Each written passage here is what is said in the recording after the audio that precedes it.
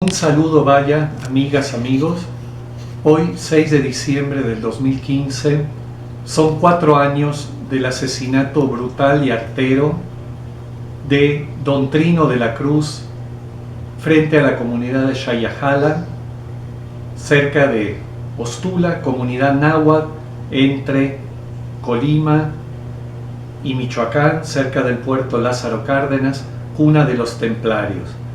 Don Trino de la Cruz, un increíble líder de fuerza moral, de una dignidad y un valor ejemplares de la comunidad de Ostula, estaba regresando a su pueblo a acompañar la lucha de Xayajala por recuperar más de 1.200 hectáreas que la comunidad había recuperado.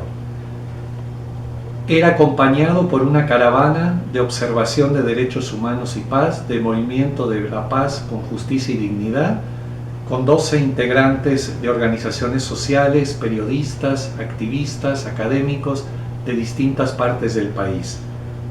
Fuimos emboscados junto a él y él fue torturado y asesinado en forma brutal. Él incluso con una gran dignidad, creo que en el fondo nos protegió a todos, empezando por su comunidad.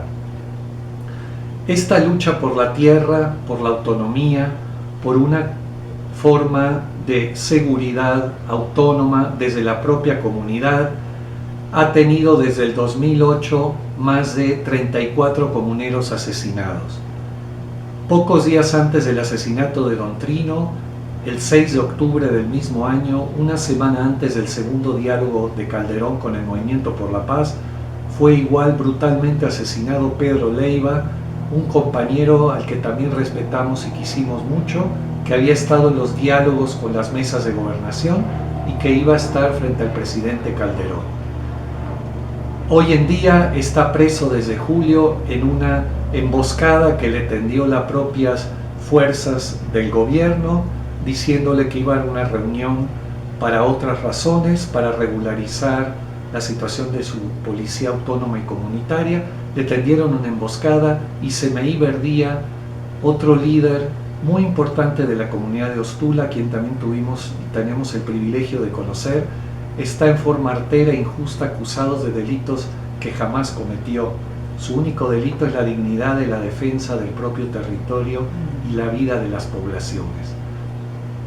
Recordando el mismo diálogo con el presidente Calderón del 14 de octubre del 2011, don Nepomuceno Moreno le entregó, en medio del diálogo se levantó y le entregó al presidente Calderón un expediente sobre la desaparición de su hijo, Jorge Mario, donde se demostraba también que estaban profundamente involucrados policías estatales judiciales. Nepomuceno Moreno fue asesinado también en 2011, el 28 de noviembre, pocos días antes del asesinato de Don Trino de la Cruz y después del de Pedro Leiva. El mismo día que fue asesinado Don Trino de la Cruz, fueron desaparecidos en un retén, poco después de un retén militar, cerca de Petatlán, en Guerrero, los miembros de la Organización de Campesinos Ecologistas de la Sierra Sur, de Petatlán, Eva Alarcón y Marcial Bautista. También tuvimos el privilegio de conocer a Eva, de que nos acompañara en el Movimiento por la Paz, de que nos enseñara la dignidad de su lucha. Hasta el día de hoy, estos casos permanecen en la impunidad total. Y como decía Nepo, no hago esto solo por mi hijo, lo hago por todas las víctimas de desaparición forzada en México y asesinato impune. Él tenía una frase con la que prácticamente se despidió de nosotros en el Movimiento por la Paz. Ni un paso para atrás, siempre para adelante. Y es la dignidad de estos grandes luchadores y gente que nos ha mostrado el camino, y gente que hoy en día está presa, como Néstor Salgado, como Marco Antonio Suástegui, como el doctor Mireles, como los otros presos de la policía comunitaria, de la tribu Yaqui, Enedina Rosas, de la lucha contra el gasoducto en Morelos, Puebla y Tlaxcala, que nos motivan y nos dan fuerza para seguir adelante, y a la vez nos recuerdan cómo estamos atravesados en México por un proceso social de guerra, sobre todo con dos rostros: un exterminio masivo, no menos de 102,000 muertos en los últimos años desde el 2007, como señala un grupo importante de más de 100 organizaciones civiles y no gubernamentales que entregaron al relator de Naciones Unidas hace un mes. Los familiares de desaparecidos hablan de más de 32,000 desaparecidos y cientos de miles de desplazados. Y lo que se llama el exterminio selectivo, donde por supuesto se inscriben los 43 desaparecidos de Iguala y una cantidad impresionante de luchadores sociales. Justamente ayer y antes de ayer fueron asesinados en Oaxaca Aniceto Guzmán Martínez, miembro del movimiento MULT de lucha Triqui, frente a la casa de un compañero. Ayer fue asesinado el dirigente de la Unidad de Comunidades Indígenas de la Cañada y la Sierra Mazateca, Abelino Martínez García, cuando salía junto a su familia en el poblado del Vergel, en la zona de Jutla de Crespo, también en Oaxaca. Y la luchadora social por los desaparecidos en Sinaloa, en Culiacán, la activista Mirna Nereida Medina Quiñones, fundadora del grupo Las Rastreadoras, denunció amenazas de muerte de la policía de Sinaloa para pedir que los investigadores de la PGR, que están investigando la desaparición de 120 personas en 3 municipios, entre los cuales pudiera estar su hijo Roberto Corrales, de 22 años, desaparecido en julio de 2014, están pidiendo que esas personas se retiren de esta investigación. Vemos entonces cómo en una forma brutal, impune y abierta sigue este proceso de exterminio selectivo de activistas, defensores de derechos humanos, periodistas en nuestro país, en una forma de cárcel, quitándole los espacios o reprimiéndolos, por ejemplo como el caso de Carmen Aristegui también, o en una forma de asesinato.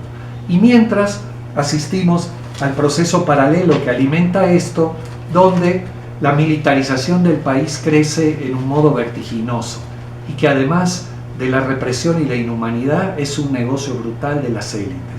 El presidente Peña Nieto elogia al ejército, a quien lo llama la gran fuerza para la paz, la estabilidad y el desarrollo del país.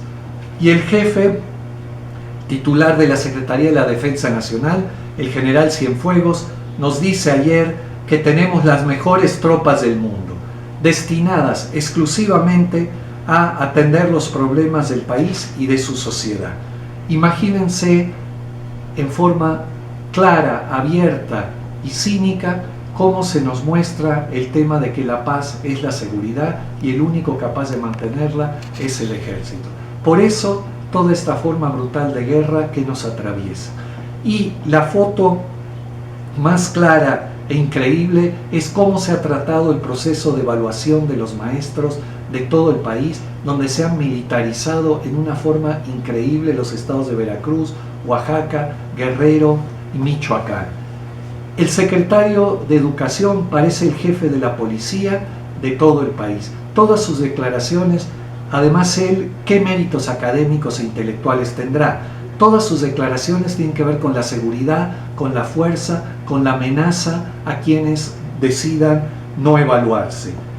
Y pagando a los maestros 2 días en los hoteles más lujosos de Acapulco, pagándoles viáticos y todo. ¿Cuánto cuesta eso? ¿De dónde sale ese dinero si no es de nuestros impuestos?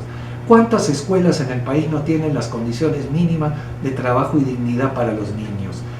¿Cuántos maestros valiosísimos quieren ser evaluados con un paquete genérico dado por el Instituto Nacional de Evaluación, que no ha dicho nada, entre otras cosas, del caso de los 43 desaparecidos de Iguala, y se les quiere quitar la fuente de trabajo, el reconocimiento de la comunidad en aras de todo este proceso de castigo y militarización? Realmente los padres de Ayotzinapa nos han dado un ejemplo en estos días con el plantón que instalaron cerca de Los Pinos en Chivatito y la firmeza permanente de decir no nos vamos hasta que nos reciban, y efectivamente los recibieron. tiene que ver con esas formas de lucha que tocan la idea de la no cooperación. No podemos seguir cooperando con esta clase política militarista, impune y corrupta hasta niveles inimaginables que nos tiene a todos rehenes y objetos de la violencia que desatan en la sociedad civil y de la represión hacia los luchadores sociales más ejemplares. Ojalá pudiera haber habido una unión grande de una porción importante de los maestros y decir todos, no vamos a evaluarnos ninguno. Si fuera eso grande, unidos y determinados con esa firmeza permanente de los padres de Ayotzinapa, la evaluación no existiría. Es lo que se llama un boicot civil, pacífico y no violento, pero radical. Y en esa forma ni siquiera existiría el mismo secretario de Educación. Muchos ánimos, fuerza a organizarnos y a quitar cualquier forma de cooperación ante tamaña violencia, impunidad y militarización en el país.